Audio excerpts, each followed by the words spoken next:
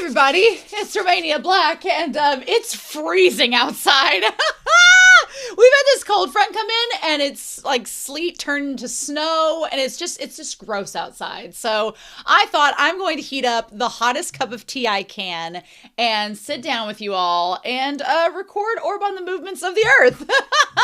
We're on episode 18. Getting into the third act, as it were. And yeah, the last couple episodes, we've met some new characters. We've had Schmidt, we've had Draka, and we've seen some very interesting circumstances surrounding these two characters, but there's still a lot of mystery involved. We don't know if Novak is still alive. I'm sure he is. Anthony, that wrinkly old bitch, he's shown up.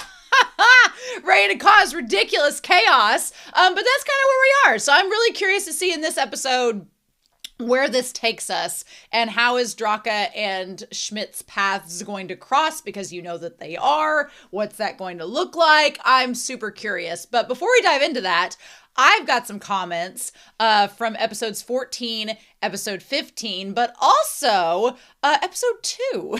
Someone, Dex HD6FH, went back and commented on episode 2, which y'all are welcome to, honestly. As long as you're not spoiling anything, you all, if you're sitting there hesitating going, I don't want to comment back on episode 3, she'll never read them. I do. I actually, as long as the mods approve them, I will read those comments. So feel free to go back and re-comment. I've often find it's really fun to go back and retrace your steps and revisit those moments. But yeah, they noted in episode 2, before telescopes, you really couldn't see beyond Jupiter. I feel like the stars shooting across the sky with the rainbow, the more you know. I learned things today, which, you know what? I'm always open every day. Let's learn something new. Unakimi 8 for episode 14 says, blind faith could really be a dangerous thing to have. And this is what I see in Novak. His lack of critical thinking when presented by a new perspective was destructive. It happened with Raffle, and when Bodini asked him what made heliocentrism blasphemous, he just laughed. He deserves what's coming for him. Now, they say, you know what? I feel like Novak got what was coming to him. I definitely agree with that. I still felt bad for him in episode 15. I still felt really bad for him. But I do agree. It's kind of interesting to see Novak, who you would think Novak would be the guy that would be beyond the system, like he's playing the system, like he knows how, he's kind of like Bodini, he knows how it is. But what's interesting about Novak and Bodini that we've talked about in previous episodes is you would think both of those characters would be like, oh, we're beyond the system, we're too smart for it, and we're just playing it, manipulating it for our own agenda. But they actually both kind of buy into the system quite a bit, and it's sort of crazy to see, and kind of on the nose and a lot more realistic. So it's like, okay, cool. I mean, it makes him a much more interesting character, but yeah, the blasphemy, y'all. The blasphemy indeed. Then Ashio Ravenclaw, 2052, fellow Ravenclaw, sup, said, tiny fact check. I think that the AO3 fics you saw were mostly Chinese or Mandarin and not Japanese. Probably. Only saying this because I was having a blast reading them, and I vaguely remember the Japanese fans have their own websites for this stuff, and you rarely see their fics on AO3. So I was a little confused hearing that. From what I know, they're a really popular ship in Japan, and there have been a lot of booths and doujins at them conventions. I need to find these doujins. I need to go search online to the fan sites and see if they're present, because yeah, I need some Bodini and Aksha love. I might have to go to the fan sites and look at some fan sites that there's some I know that post doujinshi, and I'm like, I need to go find these. So the tea is still piping hot. But yes, I do think I saw some Japanese fan fiction on AO3, but it does not surprise me there's an alternate site, because I don't see a lot of Japanese fan fiction on AO3, and for anime, you would think it would be like 90% because it's coming from Japan. So that makes a lot of sense. I get that.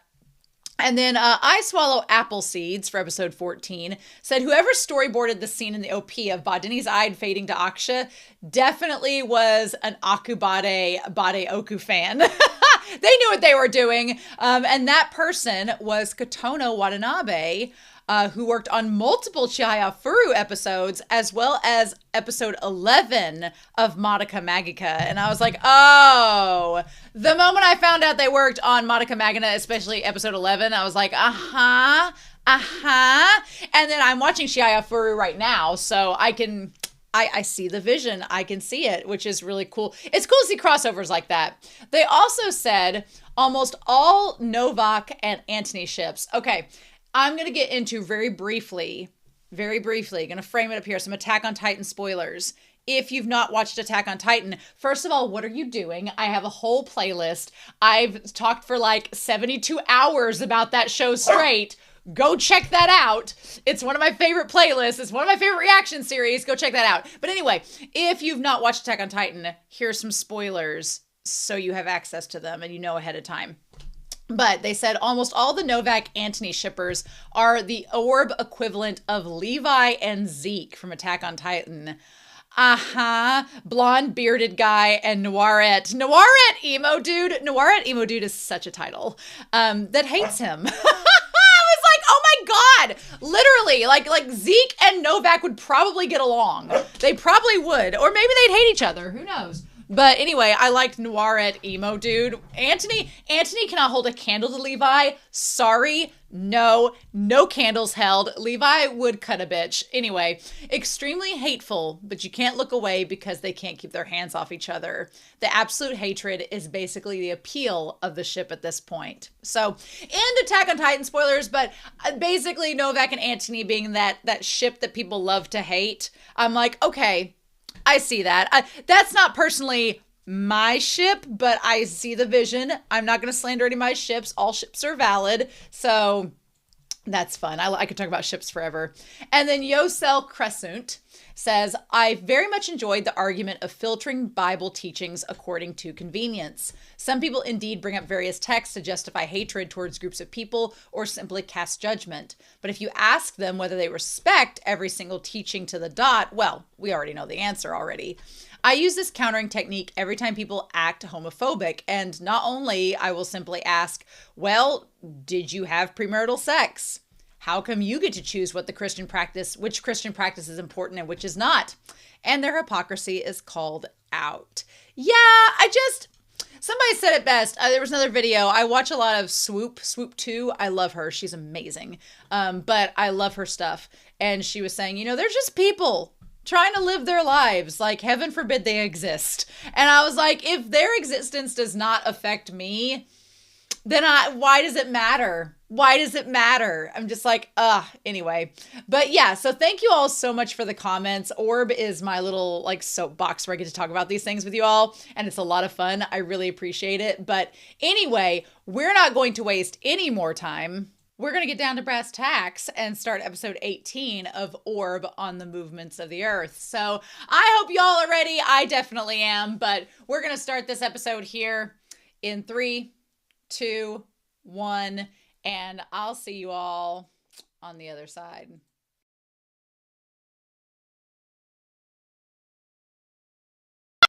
I feel like it was only fitting that Luffy from One Piece let us out on this episode that was talking about liberation. I feel like it was only fitting that happened. Thanks, Netflix.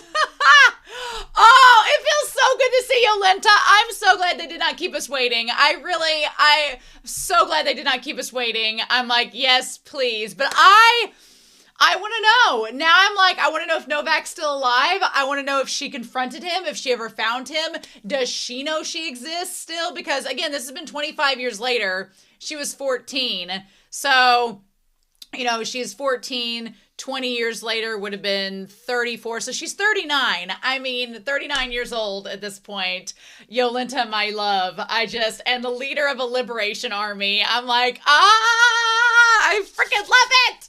I cannot wait to hear more about it. I also feel like it helps the fact that I love it for a couple reasons. One, because I love that it gives Draka kind of an edge because Schmidt never really questioned Draka's opinion. Antony's a bitch, and he was instantly dismissive and just a freaking bigot around her, which is surprising no one. But Schmidt is I loved the scene. I know most of this episode might have seemed boring to some people because it was just these two bantering ideas. I was enthralled. I was here for it. I was seated. I was locked in. I was like, I want to know more. I could sit and watch Schmidt and Draka just debate back and forth all day long. I'm like, that civil discourse is what we freaking need in the world right now. That civil discourse. I need that. And I love it. And I want to break it down. It's going to be so much fun. But I feel like, you know, as soon as I was like, man, he's really accepting of her and open-minded about her, which could be just because that's Schmidt's character and maybe he's just an open-minded guy. But then I was thinking about, I'm like, his leader's Yolenta. Has to be, because, you know, so I'm so excited. Also, go Yolenta, getting some clout, getting a following behind her. Back when that one guy, Colby, was stealing all her ideas and now she's leading an army. I'm like, I want to know more about Yolenta and what happened to her after she left. But I'm sure we're going to find that out next episode. So I'm excited about that. But man, okay. And then what about Novak? What about all that? I know we haven't seen the last of Novak. He has to appear at least some point before all this is over, but we're going to talk about it. So yeah, so let's dive into this episode and just getting her at the start of this, to liberate information. So Draka asks if Antony is a church authority. Well, authority is a way to put it. He's literally the bishop. She's like, should you be doing this? And then he immediately is racist and is like, you're an inferior person. You have no right to talk. And I'm like, wow, surprising no one that Antony is like this. And he's like, our church was more than happy to welcome you itinerants as converts. I was like, I'm glad Draka calls him out on his bullshit. I'm glad that he actually listens. I don't know if he listens, but he hears her out. He's like, we gave you civilization. And she's like, ugh, spare me. That's my one thing. One of my professors in graduate school she was an indigenous person from the Midwest here in America. And we did this really cool section where we were reading a text that was kind of basically the one figure of authority in the text. I forget which one it was, but they were talking like Antony, being like, well, we from the West, from the European world gave you savages civilization. And she, who is very tied to her indigenous roots, she was like, actually, bitch, we had a whole communication system. We had a sophisticated way of communicating through mosaics, through beadworks, through tapestries. We had oral traditions that were handed down through the fabrics that we wove. Like, she's like, just because you don't understand our language model does not mean that it's not a language model. And so a lot of our course was discussing about cultural identity and how people carve that out. And it was such a cool class because I'm Euro trash. I'm literally like just all European. I'm just like all Western European. And so we did this big discussion about how people communicate and about modalities and the ways that we have been able to use textiles and things to communicate with one another. And she's like, the people from Europe that came over just did not understand that these indigenous peoples had ways to communicate that weren't just a spoken language. It went beyond that. And so it's like pointing out the hypocrisy of Antony saying, well, we civilized you. And it's like, they were civilized before, just not in a way you understood. And because rather than try to learn what their ways of modalities were of communication, you just said, F that, you either learn American or we're going to slaughter you, was essentially the answer that they gave. And to me, that just like poses their ignorance more than anything. It's like you were just too dumb to get that a culture could have a way of communicating that you don't get. And just, I like Draka calls them out on it. She's like, you think you're rational and superior while others are primitive and inferior. You say you'll guide others down the right path. She's like, but we're still discriminated against, even though we converted long ago. Doesn't that go against your holy scripture teachings? No wonder there's divisions within the church. And that gets everybody being like, clutching their pearls. But it's kind of true. It's kind of true. I'm like, I feel as a Christian, people are like, well, why are so many people against like the religious movement? So I'm like, well, maybe because y'all are being hypocrites and you're not being nice and you're not following the scriptures that you're supposed to be teaching. Like, I can't imagine why someone would call you out for being a hypocrite. Like, just, it's frustrating. It's frustrating. She's like, he said that you have a shred of intelligence. Now, Antony is all about using people. So for Antony, her being intelligent means he can use her. He's like, you instructed the people to collect fabrics from abandoned villages. Why would you do that? She's like, most people to aim for something more valuable. I wanted to write down this conversation. She's like, finding valuables takes time. And there's obviously more competition. But most importantly, money alone is not the key to earning. So I wanted to write down kind of what she says here with the cloth. She says, money is not the key to earning. Money is the product. But just because you have money does not mean that you are guaranteed to keep having that money. That's not the key. She's like, we could steal a bunch of stuff or we could make really high priced things, but that only goes so far. And Antony's like, tell me more about your capitalist ideals, please. She's like, no, if all we have is money, it's only going to deplete. That's why looking for money itself is not a good strategy. She's like, money is not sustainable. Money will deplete. And there's only so many sources, right? Antony's over here trying to start an MLM and she's giving him all the explanations of why. She's like, to earn money, what we need is to produce. So instead of just getting valuables, she's like, that's not enough. We can't just hoard it, which at the time was kind of funny for her to say, because I'm like, girl, you've been hoarding money this whole time, if you recall. She's like, we have to produce the money. And a lot of it goes back to kind of like, it sounds like she's being hypocritical in this moment, but she's actually just calling out her self-awareness. She knows she has all this money, but it's only going to last so far. And then she's like, that's why we have to create competition. That's why we got to produce money, because that's the only way to keep the cash flow going. And that's where the fabrics come in. And Antony's like, oh, this is called merchandising. She's like, that's why we have, get my marker back. She's like, that's why we have the fabric, because it can be made into multiple things.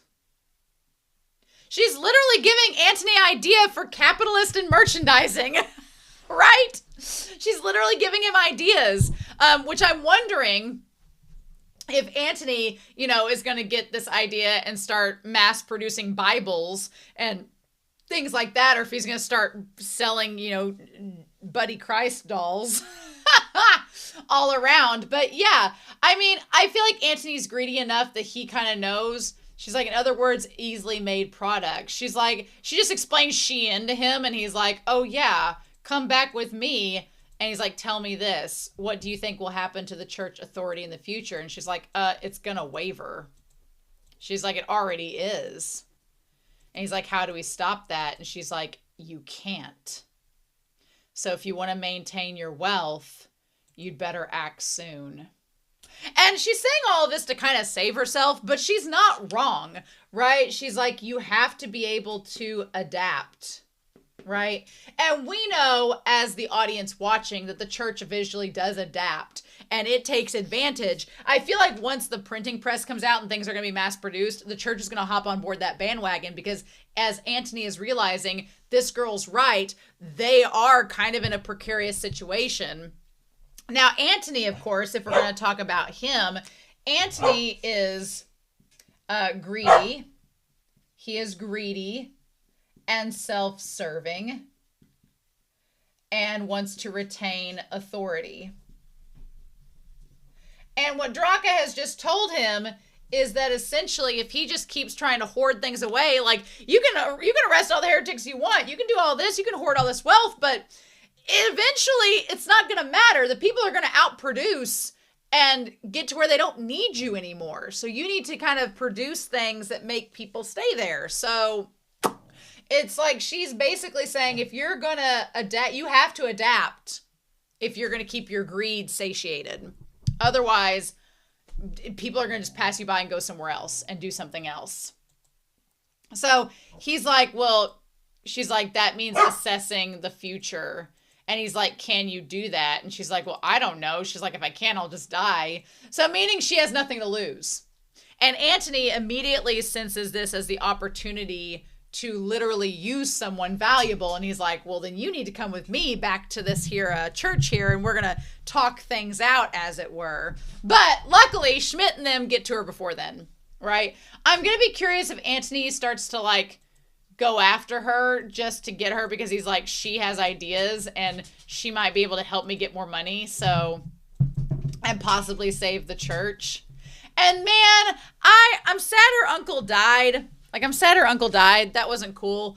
But at the same time, he sold her out. So I was kind of pissed at him anyway. I mean, like, I'm not going to condone his death, but at the same time, I kind of feel like Draka, where she was like, wow, you sold me out. So guess this is universal karma, huh? But there's not a God according to you. So what do we do? Just your bad luck, right? I want to talk about the Reformation in Poland. Which was Protestantism. Okay, the Counter-Reformation. Okay, the Counter-Reformation in Poland lasted the Kingdom of Poland until 1568, when the Polish-Lithuanian Commonwealth, the spread of Protestantism in Poland, the Counter-Reformation lasted from the mid-16th century till the mid-18th century and ended with the victory of the Catholic Church, who succeeded in significantly reducing the influence of Protestantism in Poland. I mean, I'm not surprised. I can't say I'm surprised, but it's interesting. So Poland emerged as one of the main terrains of the struggle between the Protestant Reformation movement and the Catholic Church's Counter-Reformation. Lutheranism was popular among German descent townsfolk and Calvinism among the nobility. A year after Luther made his theses public, they were preached in Danzig and soon spread over West Prussia, province of Poland. There was Protestantism spread to East Prussia, Greater Poland, Lesser Poland, man, to live in Lesser Poland, and other Polish provinces, as well as the Grand Duchy of Lithuania. In 1573, the Protestants, commanding a majority of parliament, scored a major political victory by passing the law of religious tolerance, the Warsaw Confederation. Oh, okay. It's all high school history is coming back to me now. Yeah. And towards the end of the 16th century, it can be estimated through the number of parishes that about a seventh of the Christian population in the Polish-Lithuanian Commonwealth were Protestant. In the 16th century, Poland was a haven for many refugees fleeing persecution from less tolerant parts of Europe, harboring not only Catholics and Protestants, but also people of Orthodox, Judaic, and even Muslim faiths. So, soon after Reformation reached Poland in the first half of the 16th century, Catholic authorities such as the Primate of Poland, Jan Laski, and the Bishop and Vice Chancellor Tomicki began issuing edicts demanding and condemning the movement, and garnered royal support for this course of action. And then it goes on and talks about agents. They focused on persuasion, relying heavily on legal discrimination, particularly the anti-Reformation royal decrees of Sigismund I of Poland. And then they were basically, it goes into a bunch of interesting details if you want to get on Wikipedia and look at this here. Interesting. So curious. But yeah, it says Catholicism was able to become a part of Polish identity and Polish nationalism. It marked Poland as a country defending the borders of the Catholic faith, thus clearly separating Poland from its mostly Protestant, Orthodox, and Muslim neighbors. It became one of the defining characteristics of the Golden Freedoms, and conversion to Catholicism was one of the main elements of Polonization of Ruthenian nobility. Critics of the Counter-Reformation argue that it contributed to the Commonwealth's decline by reducing its cultural pluralism, tolerance, and receptiveness to foreign ideas, and by bringing about a stagnation in the intellectual life. What? That would never happen. Interesting. Okay, cool. I like that we're getting our little history lesson in this episode. So yeah, so she's like, which church are we going to? He's like, we're going to go southwest. And she's like, oh, that town. And then he says, what's that book? And before she can explain what it is, damn Free comes in and or basically Schmidt likes to swing that sword around.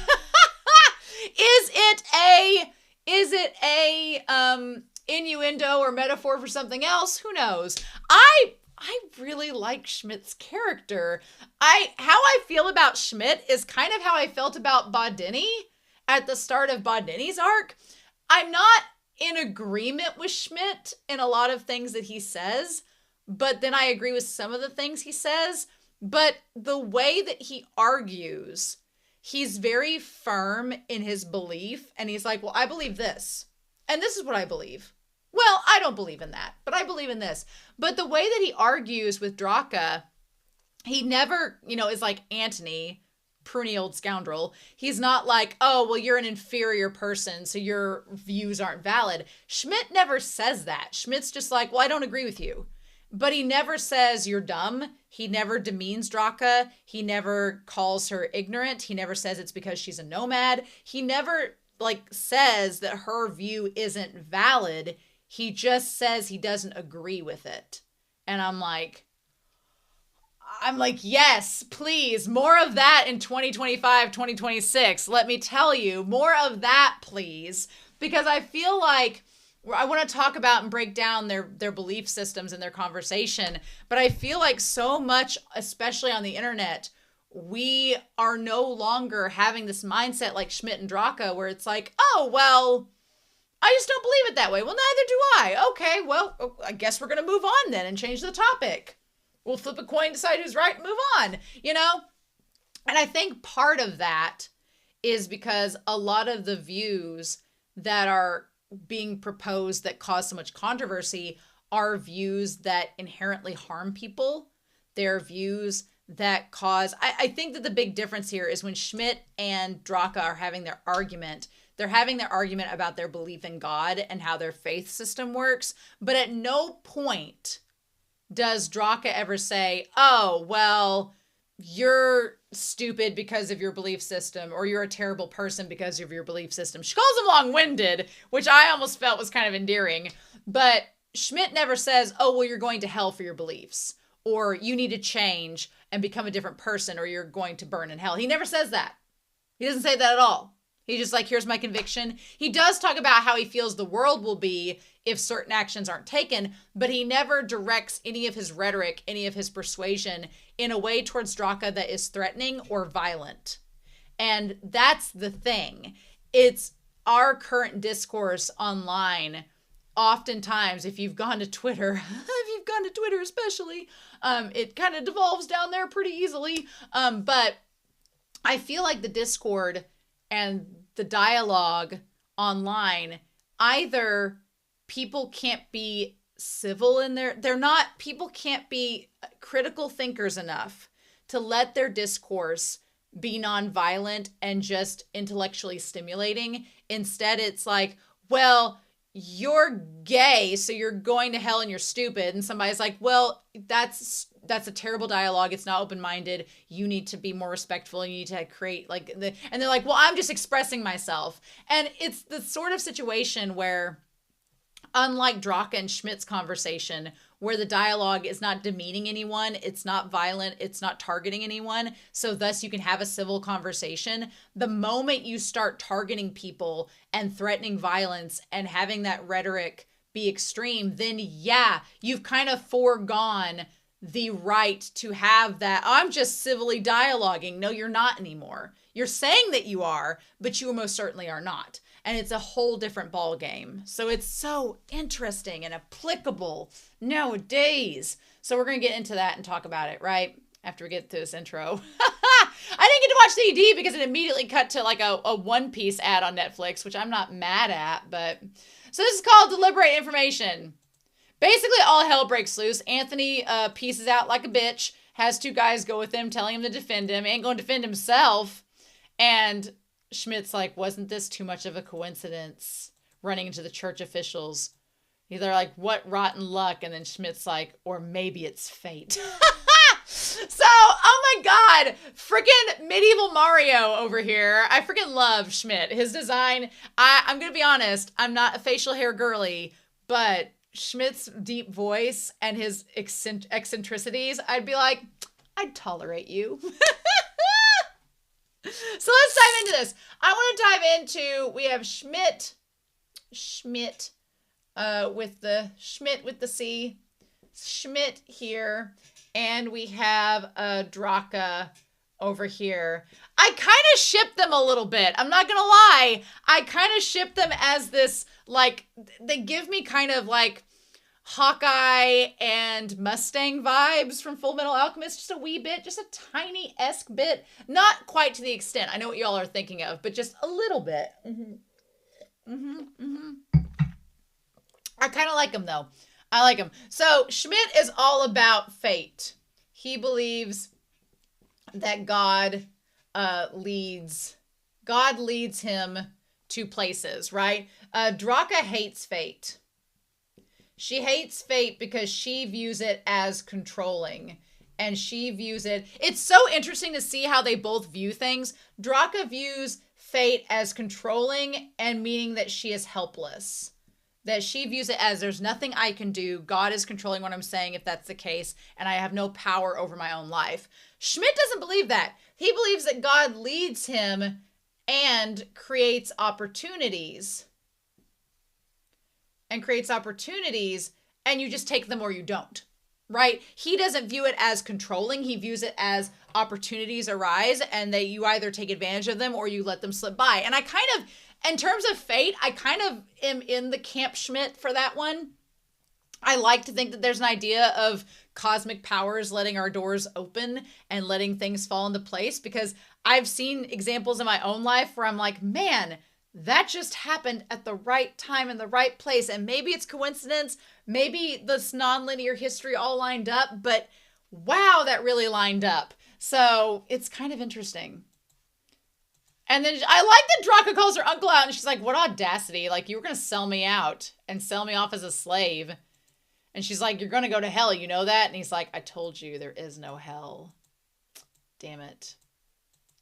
I do feel, though, I do believe there's a higher power, and I do believe in God, and I'm kind of like, I get why people are very religious, though, because it's like, it kind of sucks if you're like, oh, there's nothing else. There's nothing beyond, really? Nothing at all? Nothing? It's just kind of like, you can go into an existential crisis very quickly if that's the case, and it can leave you feeling very hollow. So acknowledging that there is something beyond this world, I think, is calming in a lot of ways, even if you don't believe it necessarily, which I think some people don't. I think people that are non-believers can understand why others do, just because it's like you want there to be something more, right? It's just that balance of working towards what's beyond and letting what's beyond dictate your life. There's a fine line, as Aksha has shown us in this series. I really like when she has the candle and we see it light up and there's our three amigos, right? The three caballeros right beside her with Schmidt. Schmidt has the most beautiful blue eyes. I'm a sucker for blue eyes, and he has amazing ones. So yeah, he's like, why do you have that book? I thought she was going to burn that book. The moment he's like, give it to us, I was like, she's going to burn that damn book. She's either going to burn it or she's going to ask for a lot of money. But I, at first, was like, I don't think she'll burn the book, because then how are we going to get heliocentrism going if she's the one that knows the contents? But then we find out that, yeah, she is going to burn the book. And she's like, I've memorized everything, so now you have no choice but to use me and pay me handsomely if you want to get your book off the ground. Which, I have a couple thoughts about that. Thought number one. Oh, did I bleed on my leg? I might have bleeded on my leg a little bit. Well, Thought number one is that I hope her memory is good. I was like, damn, we're going off that memory. But that kind of feeds into everything that's happened in every iteration. Every iteration of the book has changed. Like Raffles' version, Bodini took from it. And, Raffle took from Hubert's and was like, oh, this version isn't good enough, I'm going to rewrite it. And then Bodini took that version and was like, oh, I'm going to rewrite it. And now we have her memorizing what was said, but something's going to get lost in translation. It is. I'm wondering if she's going to forget to say, give the 10% to Padicki, or she makes it 90% or something. Like if she changes the percent by chance, something's going to change from her remembering to the printing press version. Like something's going to change, right? We all know that that's going to happen. So that's interesting. But I wish maybe in the manga, there was more time given to her finding the book and memorizing it all. Because I didn't think she'd read the whole book. But apparently she had time to, and the anime just did it off screen. So that's interesting. But the whole reason that she wanted to do this, the whole reason why was she's like, I have this opportunity that I can change my life. I have these skills. I can read these maps. I can memorize an entire town, sing it once. I like the foreshadowing, and they set that up with that. That was really good. But she's like, if I don't go with him now, maybe Antony will come back and get her, but maybe that'll lead to her death. She's like, these guys don't look like they're going to kill me. So she's like, do I give them the book and go back to my humdrum life and not know what's going to happen with Antony or anything? Or do I take a chance? And you could call that fate, or you could call that a coincidence. I think it's kind of fate, but Draka doesn't like that word, so we're not going to say it. But yeah, and then she leaves the uncle behind. She's like, okay. Now, she left a tiny part of the book that was not burnt on the ground. I'm wondering if Antony's going to come back and find that part of the book and then be like, and realize that it's about heliocentrism and then go looking for her. Because she's a heretic, that makes her a heretic, but we'll see. So yeah. So then a large portion of this entire episode is in the carriage ride. And Frey confirms that she knows what he knows. And he's like, I like that she's like, I'm Draka. And the first person to introduce himself is like, I'm Lewandowski, the guy driving the carriage. He's like, I'm over here, And then and then he's like, I'm Schmidt. And oh my gosh, I kind of like the ship of Schmidt and Draka as well, because you have Draka, who's very no nonsense. She's no nonsense, not eccentric. She's very blunt. She's very very self-centered in terms of her agenda and everything. And then you have Schmidt, who is very eccentric and very much all about himself too. And they have similarities, but then they have a lot of differences. He's like, we're members of the Heretic Liberation Front. He's like, that was a poor way to meet, but if you're coming with us, there's no need to fight. Let us deepen our understanding of one another and cooperate to achieve our mutual goals. I hope this work can proceed smoothly. In other words, what we need now is dialogue. And she's like, God, he's long-winded. She's like, he's so long-winded. Because she's very direct and to the point. She's just like, okay, this is what we're doing. Let's do this. Bye. And he's just like, we need to have a dialogue to discuss the. And she's like, oh my God, shut up. I ship it. I ship it very hard, y'all. Mm-hmm. So he's like, what motivated you to come with us so badly?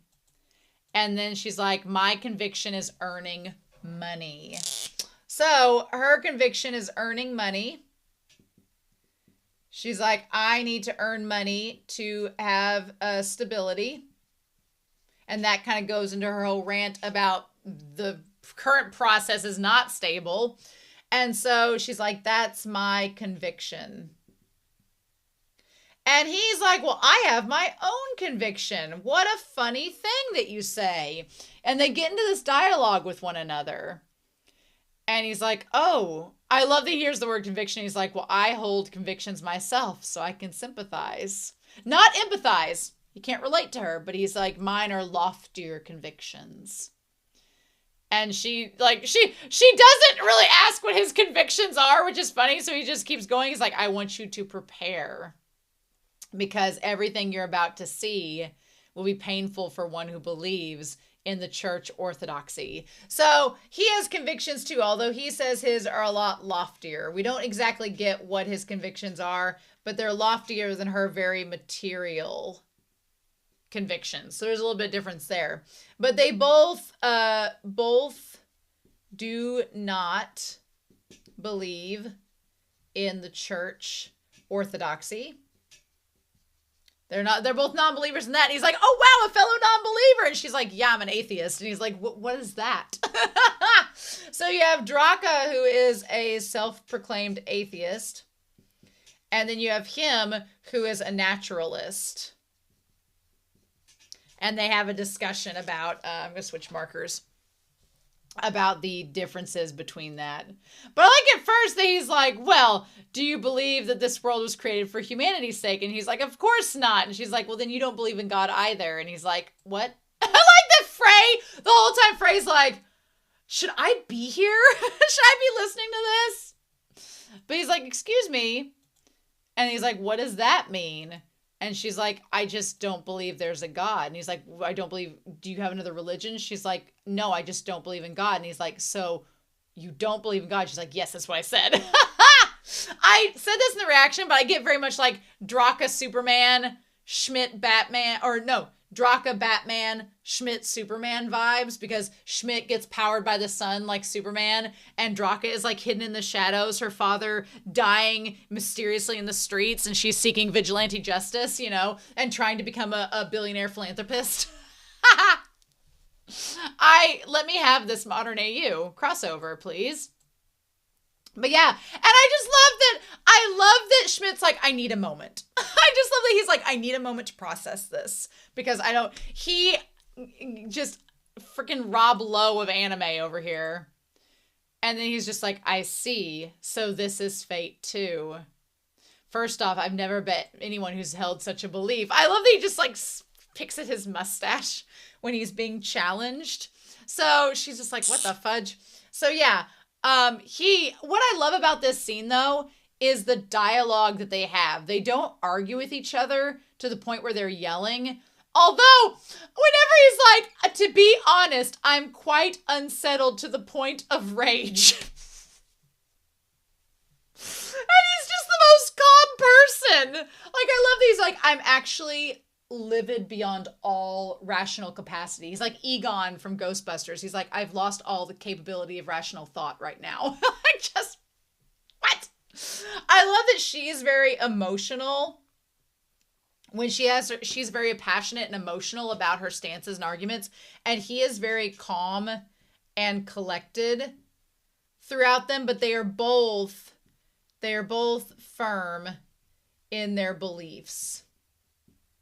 And I kind of like that, you know? I feel like it's kind of an opposites attract sort of situation, but the difference is, we talk about like relationships and opposites attract.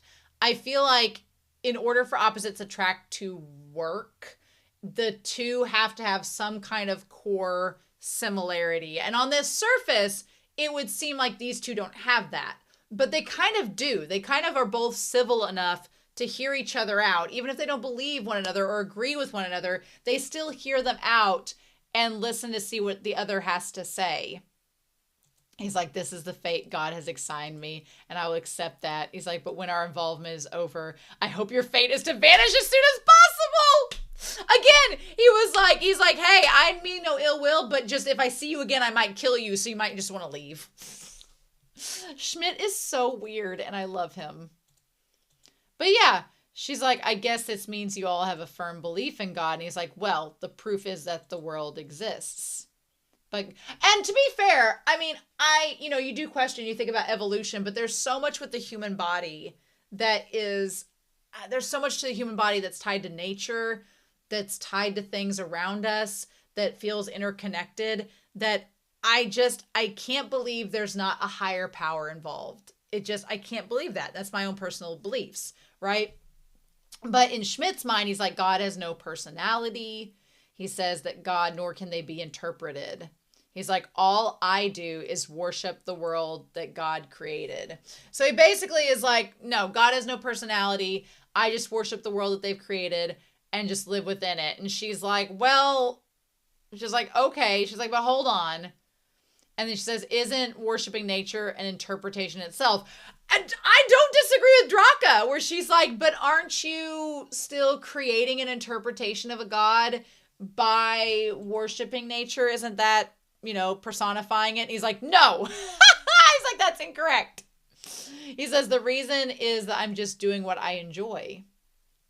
He's like, it comes from feeling, not from logic. It's not an interpretation. And I can feel Draka being like, well, but emotions are interpreted. They are. It's like when you read a poem and you're feeling the poem, you are inherently interpreting it. I mean, I would disagree with Schmidt on that. He's like, I despise religion not because it's illogical, but because it is logical. God's motives can never be understood by humans. And that, it relates to Baudini a wee little bit, where he's saying that God cannot be understood by humans. He really is saying that God is this omnipotent force that cannot be questioned. And religion tries to question it in a way to control it. And he's like, no, we can't do that. We don't need to do that. We need to just let God be God. And we just go about and be thankful of the world that we live in. He's like, it's not for the sake of humankind. God defines my fate. I place no trust in the intellect of people. And if Schmidt is that kid from the past, that kid whose parents were killed by their own brother, then that would make sense, because a kid Schmidt would go, why would my uncle kill my father? That makes no sense. I don't trust the intellect of people because of these rash decisions that my own flesh and blood have made. I mean, it would explain why he believes that, right? That would be explaining. Who attempt to understand. And Draka's like, well, I mean, I don't trust a lot of people either, but she's like, I'm afraid I can't agree. And then she says, after all, people use their intellect and logic for progress. If we abandon that, how will society evolve? So here's the biggest difference between them. She says that the intellect that people have needs to bolster evolution. She's like, we're smart. Society cannot evolve unless we use that intellect. And he's like, his response is the concepts of progress or evolution are unnatural. So he says that make what you need when and where you need it. So his answer is a little bit more, ironically, it's a little chaotic because he describes how he doesn't like chaos later, but I'm like, So he kind of says is that it's not that he's not purporting stagnation. That's not it. He just says, make what you need and when or where you need it. He's basically being a Jedi. He's basically like, he's shoving away all material things and materialism and saying, no, we don't need this capitalism. He's like, that's just going to lead to people thinking they're better than other people and questioning each other's trust. And that's going to lead to dissent. That's going to lead to chaos, which he gets into in a minute. He's like, no, we just need to use what we've got and our resources, respect the world that we're given, and just live within our means and just do this. And I get where he would come from with that, but I also kind of like, I'm not really necessarily into capitalism because I've seen the horrible disparities it creates. And we, like in my country, are living, in my opinion, in a hyper-capitalist society right now. And it's causing a lot of problems. And I think it's just been exacerbated the last several years. So I can see how, even though I'm in support of smart people doing smart things and evolving, I can see where he would be like, no, that capitalism is going to lead to people making really bad decisions and hurting people. And I'm like, well, you're not wrong. But the one thing I kept thinking of here is that, you know, talking about when we get into this point here, the next part here, he says, isn't that enough? The unnatural desire for comfort. Here we go. So the unnatural, I'm going to write this down, unnatural desire for comfort leads to conflict. And then what does he say after that? It leads to conflict and a chaotic world. Okay. Leads to conflict and a chaotic world. And I'm going to break this down here in a second. But she says, in response, she says, well, even so, some lives are saved by technology.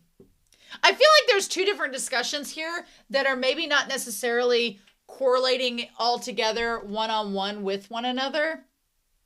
And he's like, well, should lives, and that's when he goes, should lives that were destined to be, to end be saved by unnatural means? And that's where he gets to, should we save lives unnaturally that were meant to end?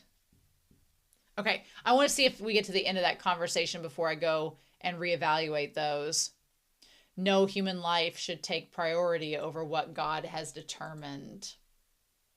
And she's like, well, that's ridiculous. It would make us God's slaves, which...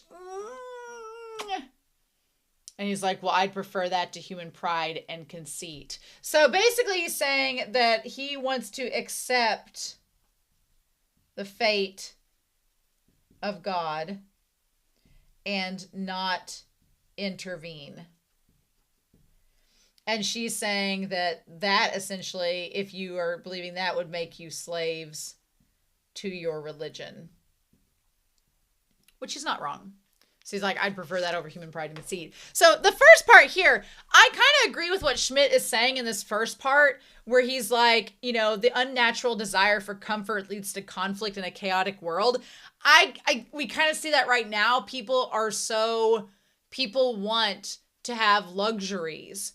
And those luxuries we're seeing right now, especially in my country, leading to like scarcity marketing, leading to FOMO, leading to people like looking at objects for status symbols, and they create this false sense of comfort through wealth and materialism that is not necessary, but it becomes embedded in our culture. And he's like, we don't need that. It'll lead to chaos. And I think if you go on TikTok for 5 minutes, you probably would think the same thing. So you kind of get what he's saying there. But then, so I'm on Team Schmidt for that part. I'm like, yeah, no, capitalism can lead to a lot of problems. Capitalism can lead to a lot of conflicts that could be avoided if you weren't worried about that. So I get that part. I'm on Team Schmidt for that.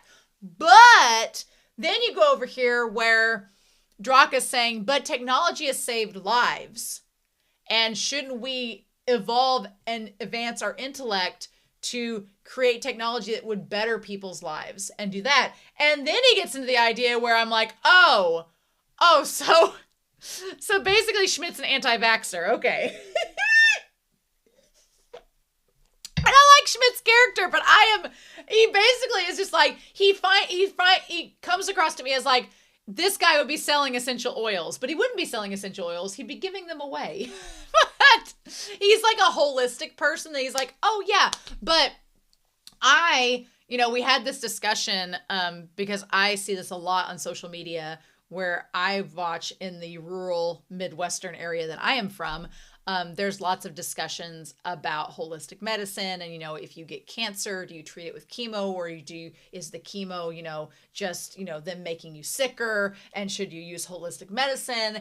And there's a lot of people I know that are Christians that are like, well, we're just not going to use the medicine. And I'm like, And I'm kind of like with Draka, even though Draka's applying it from an atheist perspective, I'm looking at it you could view that, God made you intelligent. If you want to go that route, if you're a Christian, you could say God made you intelligent. Maybe he's like, hey, given you brains, you should probably use it to make your world better. I don't know. Here's the tools. Gave you intelligent. I gave you the ability to put the pieces together. Now what are you going to do now that you've put the pieces together, So I kind of am with Draka being like, no, if the technology and the intellect is there, we should be saving people. I mean, just to sit back and say, well, actually don't take medicine. Don't take medicine. It's your time.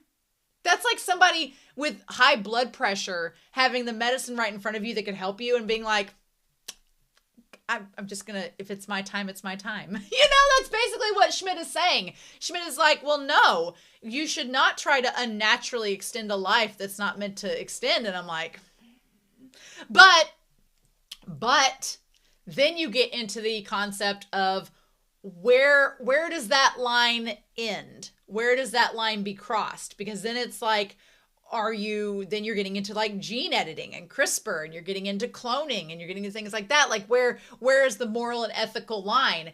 And with Schmidt and his character, he very much has this notion of it's all or nothing.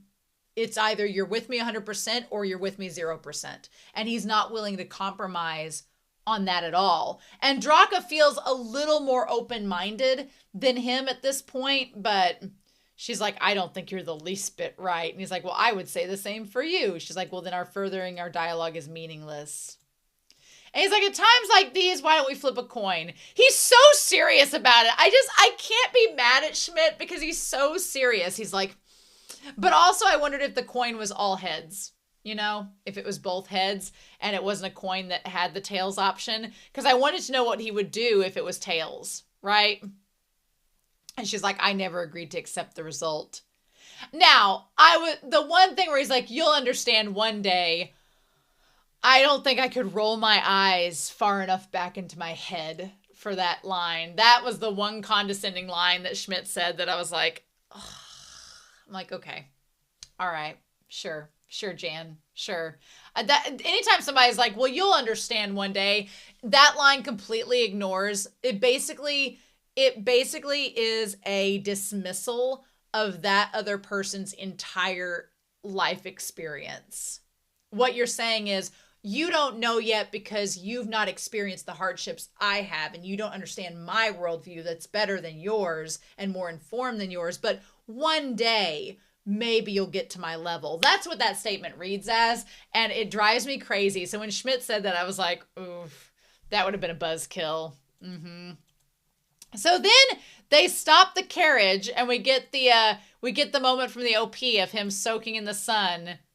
And honestly, if he is the kid from 25 years ago, I can see where they're taking his story versus her story, because her story is the sunlight, as she says, is a constant reminder that you can't run. You can't run away from the trauma that you've experienced. You can't run away from the horror that has befell you. If that sun shines every day, it's a reminder that it's always going to be there. Nothing's going to change it. And Draka views sunlight from that angle. But if we find out that Schmidt was the kid that escaped from his parents' death, I imagine when they go back to his flashback, he was crawling in darkness and it was scary. And then the moment the sun broke, maybe that's where he found his salvation.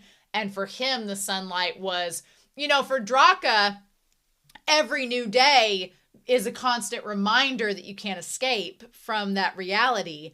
But for Schmidt, a new day means that you get a new chance at that reality. So it's so cool to see how this series plays with the ways that we encounter reality and how we take something that is constant and view it in a completely different way, and how complex humanity is. It's just a reminder of how complicated we are. I love it. And Frey's just there. Frey's just like, hey, what's up? I'm just here, man.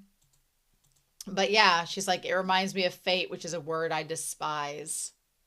I'll never understand what's so great about it. And he's like, well, then go ahead. He's like, well, then just go ahead and die. And she's like, no, I said, even if I die. He's like, don't give up so easily. You never know until you try. So yeah. So then they decide that with the book, he's like, our mission, there are 3 inventions that are poised to shake up the world. And poised they are indeed. So the 3 inventions that are going to shake up the world. First are explosives. Explosives, gunpowder, all that jazz. The second, he talks about, the second is the compass. Yeah, it's a crazy thing to believe that there was a time when there were no compasses. Isn't that crazy? The idea of being able to tell direction. That's wild. And then the printing press. I could probably think of something to get around compass, but no, compass is surprisingly important. Wouldn't have ever thought of it that way, but yeah.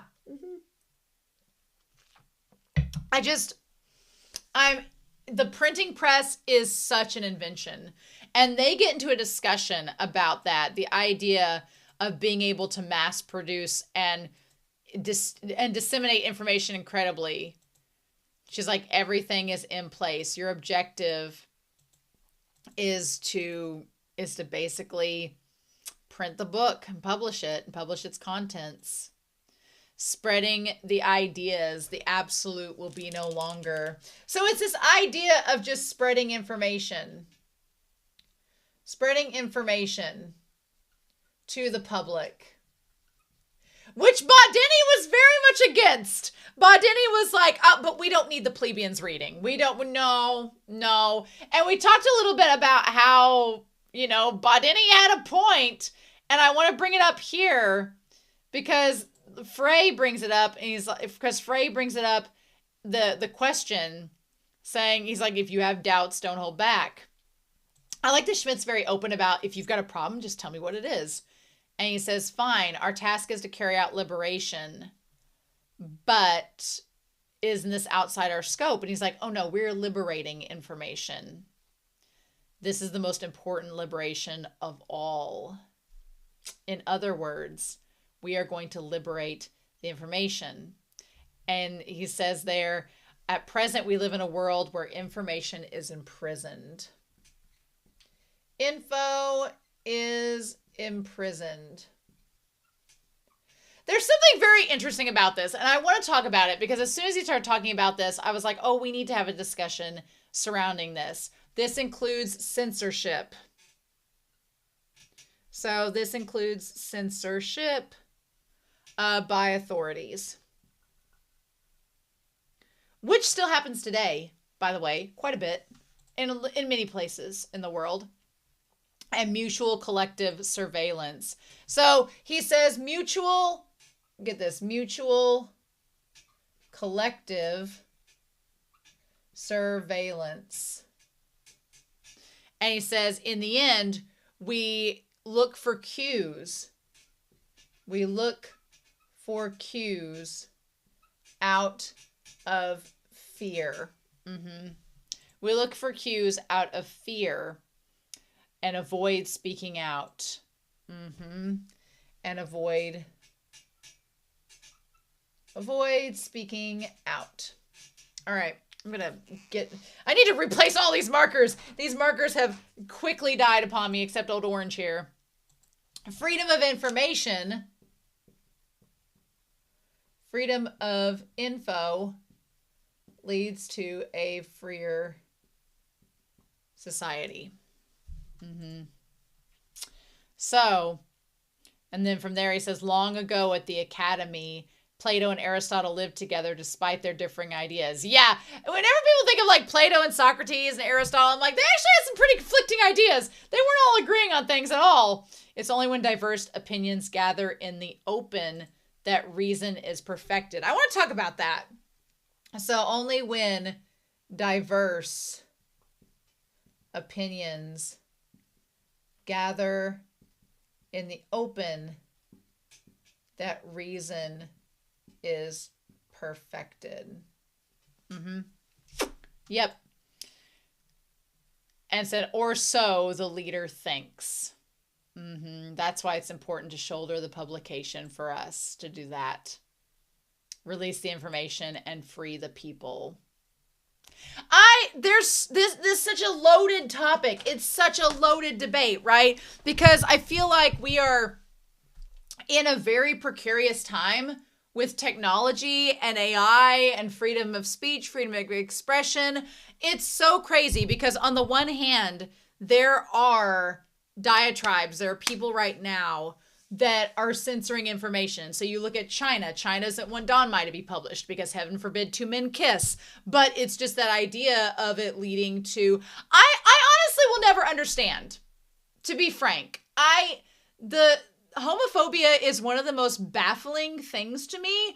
I do not understand it. I don't understand it because it's not like I get why women are censored because there are men in power that are afraid of losing.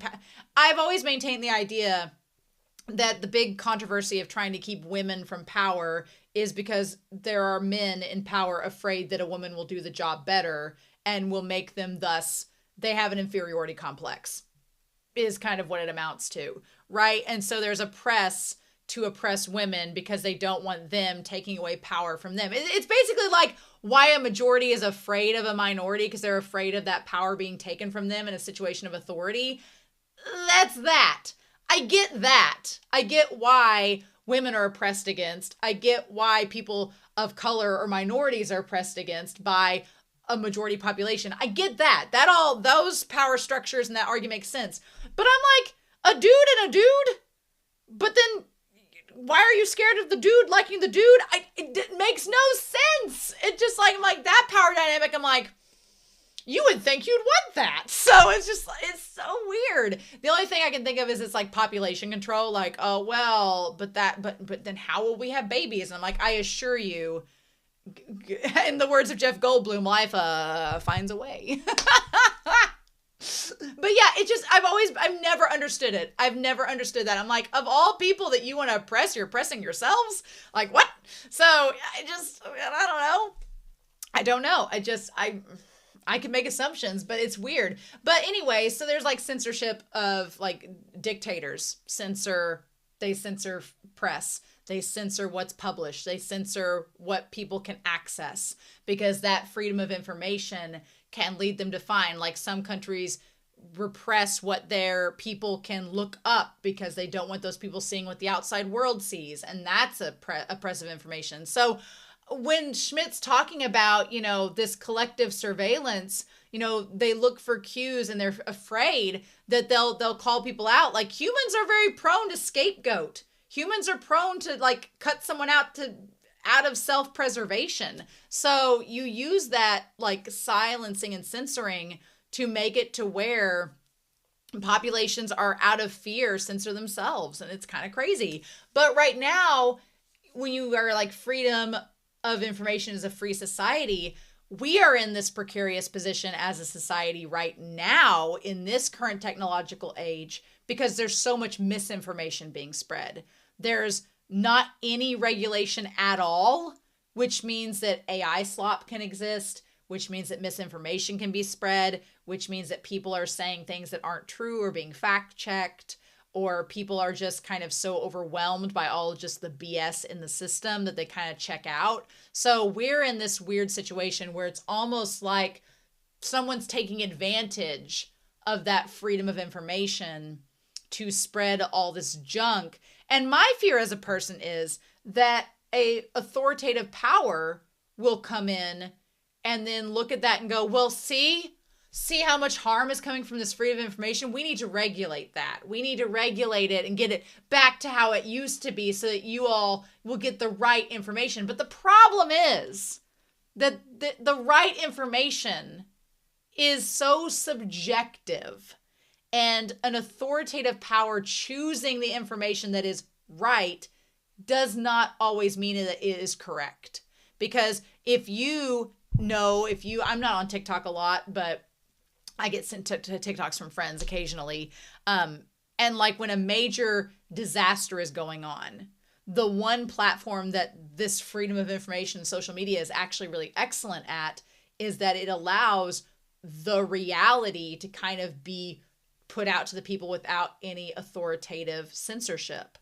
And I think authorities fear that they're like, oh, we can't cover things up anymore because anybody can film it and disseminate that information. It's not like the 1940s where you watched a TV screen and you got your news from one source and that source was considered the end all be all authority. Now you can find a news story from someone on social media versus somebody on the news versus somebody on YouTube versus somebody on Twitter. And it's all different sources of information and they may all be true, but different.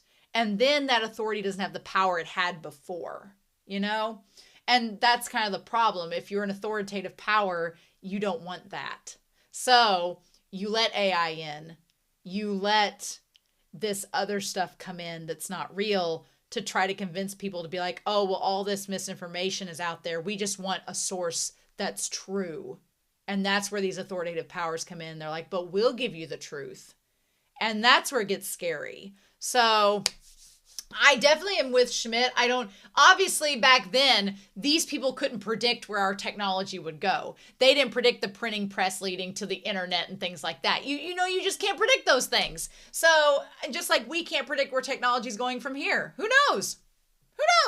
So yeah, but I love this idea that reason is perfected when diverse opinions gather. And I will maintain that because honestly, if you find yourself in an echo chamber, which I feel like a lot of us do, then the problem is, like, I stay on Twitter. A lot of people are like, oh, I get off Twitter because it's mostly this certain mindset and it can be very toxic and things like that. But I stay on there because I want to see what those mindsets are. And they, like the conversation between Schmidt and Draka, they challenge me and they make me rethink my own opinions, not to change them, but to rethink, okay, why do I believe this? And how would I counter what they're saying here? And how would I respond to this? And I feel like it's kind of like sharpening your mind on a whetstone. It can feel like you're just looking at an echo chamber and just seeing just opinions that you don't believe in. You're like, wow, this is all just shit. But you can sharpen your mind by seeing those and crafting how you would respond, and then viewing how people like you are thinking as well, and seeing how you correlate. You have to correlate it all together. You can't stay in a silo. If you stay in a silo, you're just going to be grain in a bin. You go nowhere. You're just fodder if you do that. You are literally just fodder if you stay in the silo. You've got to branch out, and you've got to see all the different opinions. You don't have to agree with them. Like, I love this conversation with Schmidt and Draka because she doesn't believe him. She's like, well, I don't agree with you. But wow, that's a time. Like, now, to get on the internet and say, I don't agree with you, suddenly it's an event. Suddenly everybody's like, well, why not? And what are you saying about them and all this? And it's like, you can't just say, oh, I don't agree with you. But why?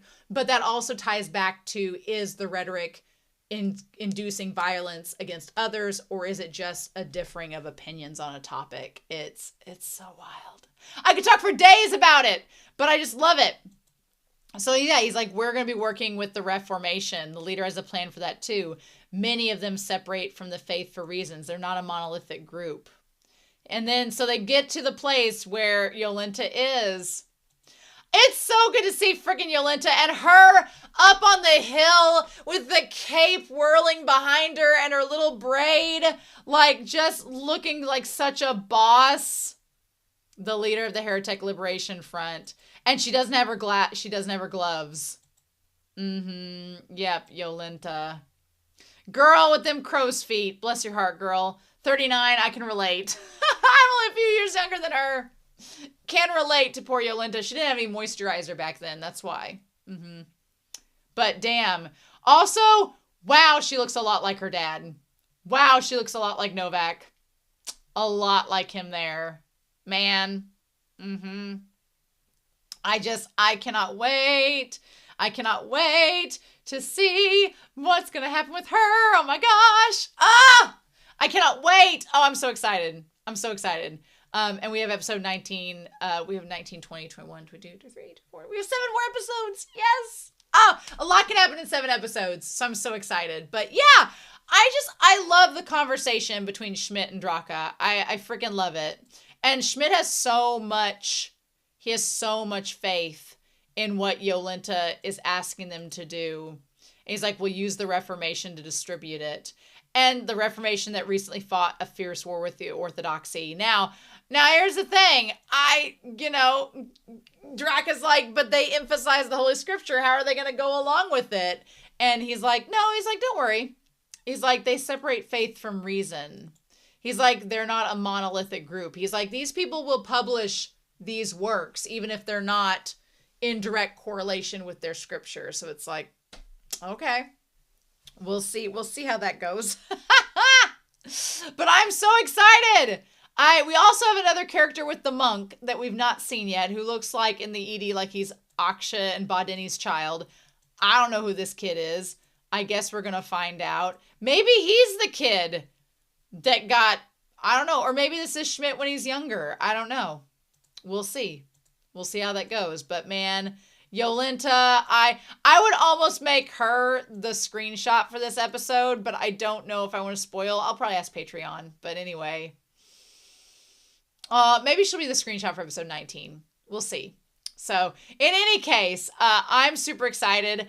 I hope you all are too for episode 19. I'm curious to know your thoughts down below, especially about the conversation between Schmidt and Draka.